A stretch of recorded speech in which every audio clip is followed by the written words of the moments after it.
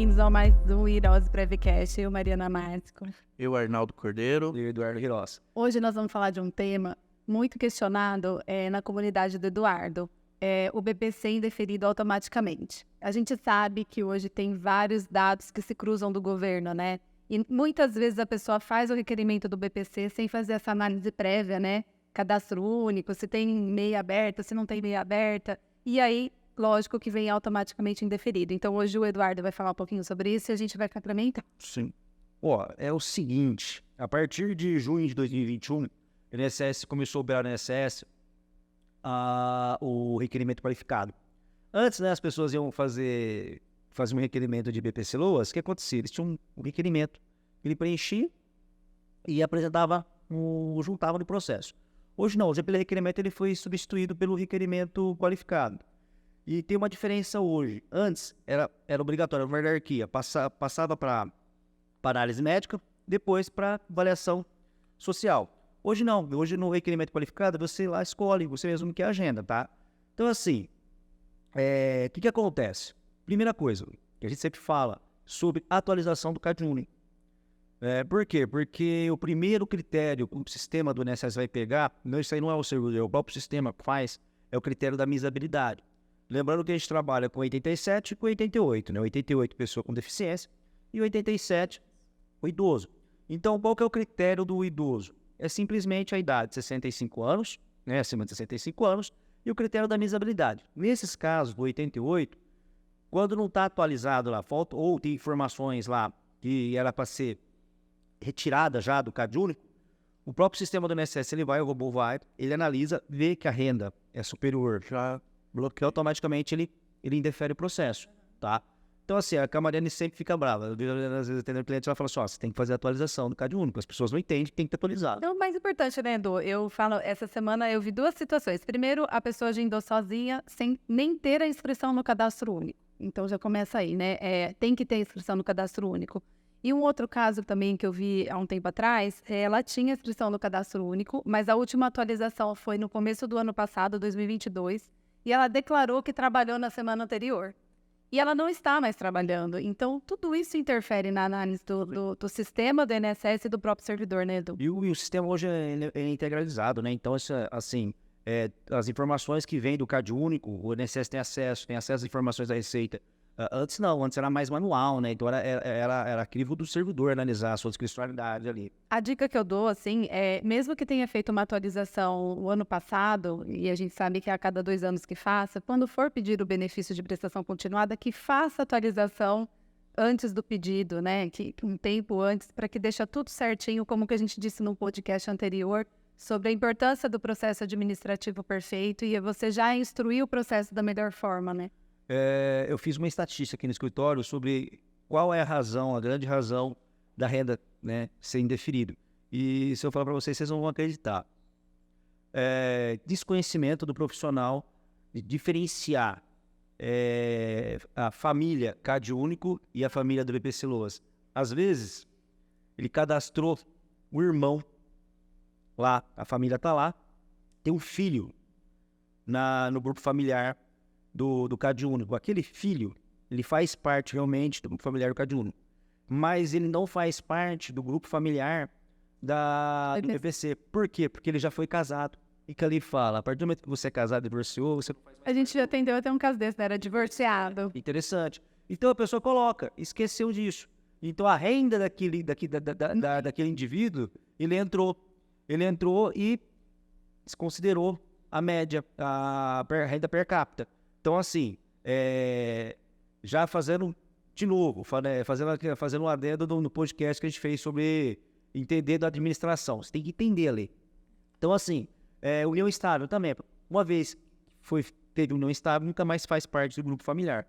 Então, primeiro, analisar a família, né? Saber quem realmente é o familiar, porque na hora de você preencher o requerimento qualificado, você tem essa informação. Fala, olha, ele é divorciado, porque o próprio sistema ele já vai tirando essa renda da família. Ele mesmo vai fazendo a soma. Isso é extremamente importante, porque se a renda der superior a 1/4 de salário mínimo, que com certeza a pessoa não instruída e que faça, né, da forma correta, vai entrar a renda no cálculo, a pessoa vai ter automaticamente o benefício indeferido. E é legal também que, em relação assim, passou o primeiro crivo, foi comprovado, ao critério da admissibilidade. Agora vamos analisar o critério, vamos pegar o 87, critério de deficiência. Se passa às vezes pelo médico, e o médico já dá a pontuação de deficiência, ele considera a deficiência, e o sistema ele faz automaticamente a média da assistência social. Se bater a pontuação, automaticamente, sem passar pela assistência social, avaliação social, já que você se beneficia. E é rápido, né? A gente sabe de caso que sai da análise pericial médica, já sai com o benefício. Geralmente tem aquele grau de deficiência alto, com certeza. Eles dão esse benefício. O Edu, um outro caso do indeferimento automático, que muita gente a gente acaba descobrindo depois, né? O cliente, a pessoa está com uma microempresa, é o MEI, né? Tem uma empresa aberta, não fechou, nem trabalha mais com aquilo e está lá aberto, e isso faz com que o benefício também... Lá no Buda MEI, você entra no site do MEI lá, tem uma declaração de que não tem movimentação. Aquilo serve até para você fazer uma reabertura de tarefa, para poder falar para o INSS que você não movimenta. Tá? Mas é sempre importante perguntar, né? Tem a MEI aberta, qual é a renda? Eu sempre falo, ó, gente, conversa aqui, como a gente está falando com o público hoje, que é nosso público do podcast, é um público que é todo o Brasil, assim, não é que nós estamos falando que o segurado, seu cliente é mentiroso, mas nunca confie totalmente no que o cliente fala. Faça uma pesquisa, porque a gente já viu muitos casos em que, inclusive até judicial, que o segurado fala que não mentiu, que ele omitiu informação. Então isso, às vezes, atrapalha toda a sua... E às vezes ele nem lembra mesmo, né? Tem a MEI aberta faz tanto tempo, mas lembrando que não é que não pode ter a MEI aberta, não pode ter a renda maior ou superior a 1/4 do salário mínimo. Pode ter MEI, ter a renda de um salário mínimo, mas tem que ter no mínimo 4 pessoas ali, né, da familiar, morando no mesmo teto. E é legal que o CadÚnico, ele não é um programa específico para o BPC Loas, ele é um programa que abrange várias políticas sociais, tá? E inclusive uma das políticas sociais seria o baixa renda, o facultativo baixa renda. Conta teu caso, Arnaldo, da pessoa que recolheu 5 anos sem fazer o cadastro no CadÚnico. Ela ouviu falar que podia recolher com determinado código, com 5%, e ela conseguiria se aposentar. E ela não sabia disso daí. Não fez nem a validação. Não fez a validação, não fez nada. Aí eu expliquei para ela, ó, acontece isso. Ah, mas eu não sabia, eu pensei que era só recolher nesse valor. Eu falei, não é assim. E existem muitas pessoas que estão nesse mesmo caso. E o baixa renda, ele tem um critério, né? A renda não pode ser maior do que 2 salários mínimos, e a pessoa beneficiada do recolhimento de facultativo, né, a dona de casa ou o dono de casa, ele não pode ter renda nenhuma. Tá? Então, esses são os 2 requisitos necessários. E de cada 2 anos tem que fazer a atualização do CadÚnico. Hoje é fácil. Hoje você faz contribuição de baixa renda, você entra lá no meu INSS e você pega a validação do baixa renda. Antes o segurado ia lá no INSS. Na hora de aposentar, tinha surpresa. Tinha benefício, geralmente, auxílio-doença. Ele ia lá no INSS, ele falava do baixa renda, a gente fazia um requerimento e mandava um e-mail para um setor responsável, depois o e-mail respondia para o servidor. Hoje não, hoje o servidor tem acesso a isso. O servidor já faz a consulta dentro do sistema, ele já faz certinho, ele já é orientado a fazer isso. Então hoje é muito mais rápido, né, o baixa renda. E também assim, poxa, o segurado ele paga, então ele tem direito de saber se vai ser validado ou não. Você imagina ele ter que ir lá toda vez para receber o benefício ver se ia ser validado? Então não era... Porque é mais uma falta de informação para o segurado, né? Por que eu tô pagando a menor? Né? Tem sempre um porquê, né?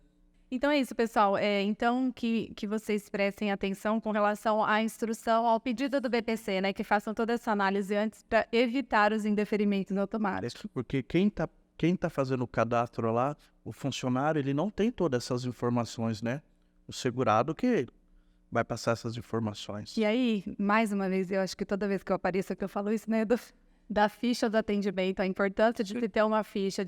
É que a gente já, no dia a dia, a gente já tem a experiência, a gente acaba nem usando porque sabe o que pergunta, mas de ter essa ficha te norteando o que você vai perguntar para o seu cliente para não esquecer de nenhuma informação importante. Perfeito. Obrigado, pessoal. Obrigado. Obrigada, Até a próxima.